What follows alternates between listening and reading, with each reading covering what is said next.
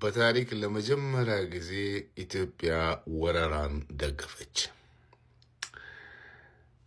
እስራኤል የምታደርገውን መስፋፋት በመደገፍ ስሟ ከፍ ተብሎ እየተነገረ በእያንዳንዱ ሚዲያ ጭቆናንና ወረራን ስትታገል አልገዛ ስትል የኖረችው ኢትዮጵያ ወረራን ደገፈች የሚል ዜናዎችን ሳይ አልደነገጥኩም። በነገራችን ላይ ኢትዮጵያ ይሄንን ታውቃላችሁ፣ በአፄ ኃይለ ሥላሴ ጊዜ ለእስራኤል ወረራ እውቅና አልሰጠችም፣ ለእስራኤልም የሀገርነት እውቅና አልሰጠችም። በደርግ ጊዜ ለእስራኤል ወረራ እውቅና አልሰጠችም፣ ለእስራኤልም ሀገርነት እውቅና አልሰጠችም። ኢትዮጵያ በመለስ ዜናዊ ጊዜ ለእስራኤል ወረራ እውቅና አልሰጠችም። ኢትዮጵያ በአብይ አህመድ ጊዜ ለእስራኤል ወረራ እውቅና ሰጠች። እኔ በጣም የሚገርመኝ ግን ይሄ እኮ የአብይ አህመድ ችግር አይደለም የሚሉ ሙስሊም የአብይ አህመድ አሽቃባጮች ናቸው። ይሄ እኮ የአብይ አህመድ ችግር አይደለም። እኔ ምናችሁን ነው የወጋችሁ? አብይ አህመድ ግን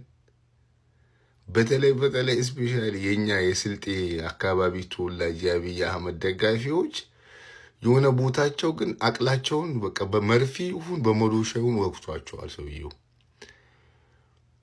ይህን የሚያክል ሀገራዊ ውሳኔ ከተወሰነ በኋላ የአብይ አህመድ ችግር አይደለም ይሉሃል። በቃ አንድ እግር አልባው ሚዲያ የሚባል አለ፣ እግረኛው ነው እግር አልባው ሚዲያ።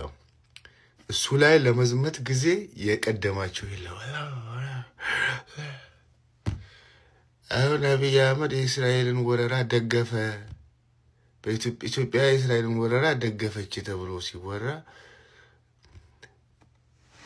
ጸጥ በቃ በድንጋይ የተመታ ድመት ይመስሉ። ለማንኛውም ካነጻጸርን ኢትዮጵያ ለመጀመሪያ ጊዜ ነው የእስራኤልን ወረራ የደገፈችው። ለመጀመሪያ ጊዜ በአፄ ኃይለ ሥላሴ አስቡት። እድሜ ልካችን በምናብጠለጥለው የአፄ ኃይለ ሥላሴ ስርዓት ጊዜ እንኳን ደግፋ አታውቅም። እውቅና አልሰጠችም ለእስራኤል። በደርግ በምናብጠለጥለው በደርግ እውቅና አልሰጠችም። በምናብጠለጥለው በመለስ ዜናዊ ጊዜ እውቅና አልሰጠችም። በመለስ አልሰጠችም፣ በአፄ ኃይለ ሥላሴ አልሰጠችም፣ በደርግ አልሰጠችም፣ አልደገፈችም የእስራኤልን ወረራ። ኢትዮጵያ በአብይ አህመድ የእስራኤልን ወረራ ደገፈች። ሰላም አለይኩም።